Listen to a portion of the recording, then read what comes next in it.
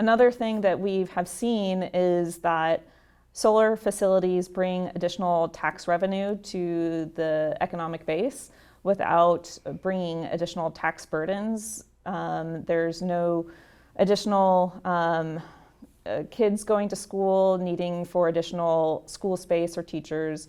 There's not a need for additional police power.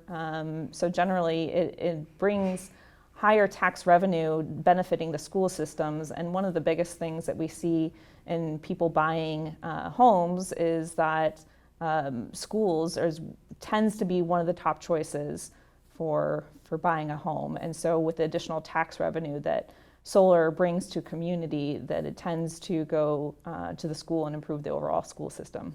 Having better schools tends to improve real estate generally.